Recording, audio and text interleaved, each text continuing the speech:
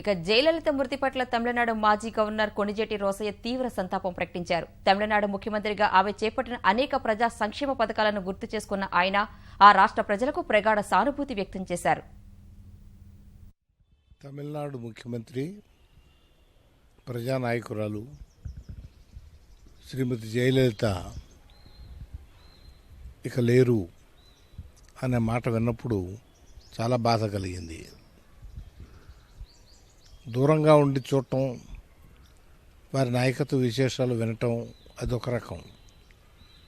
నేను మొన్నటి వరకు కూడా తమిళనాడు రాష్ట్రానికి గవర్నర్గా పనిచేసి ఆమె గారితో సన్నిహితమైనటువంటి సంబంధాలు కలిగి ఉన్నటువంటి వాడిని. తాను ముఖ్యమంత్రిగా గవర్నర్తో మంచి సంబంధాలు పెట్టుకొని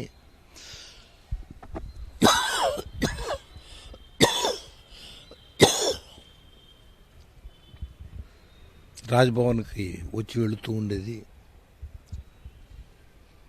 5 ఏళ్ల కాలంలో ఎప్పుడూ వివాదం అంటూ రాలేదు. చాలామంది చాలా రకాలుగా మాట్లాడేవారు, ఆవిడతో నెగ్గు రావటం కష్టం అని. నాకు అలాంటి సందర్భం ఏం కనపడలా.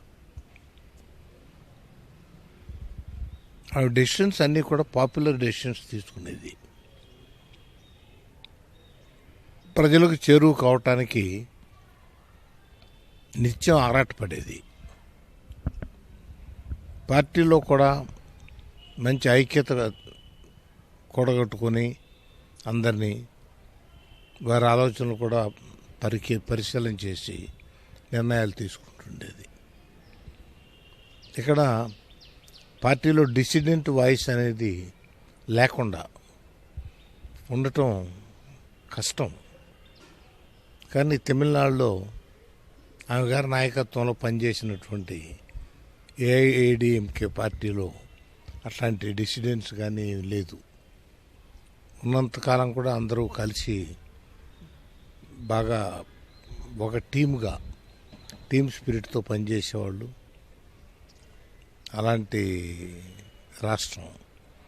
రాష్ట్రం కూడా మంచి ప్రజా పరిపాలన, ప్రజలకు చేరువుగా వెళ్ళి ప్రజలకు హితవు చేకూర్చే కార్యక్రమాలు చేపట్టినందువల్ల ప్రభుత్వం పట్ల కూడా ప్రజల్లో పెద్ద వ్యతిరేకత కనిపించేది కాదు. అక్కడ కూడా పార్టీలు ఉన్నాయి, డిఎంకే వివి ఏమున్నప్పటికీ కూడా ఏఐఏడిఎంకేలో ఆవిడ తిరుగులేని నాయకత్వం, ఆ పార్టీ ప్రజలకు చేరువుగా ఉండటం, ఆ పార్టీకి ప్రజలు ఆదరణ చూపించటం, ఎన్నికల్లో గెలవటం, ఇవన్నీ ప్రత్యేకతలు. ఆమె గారి నాయకత్వం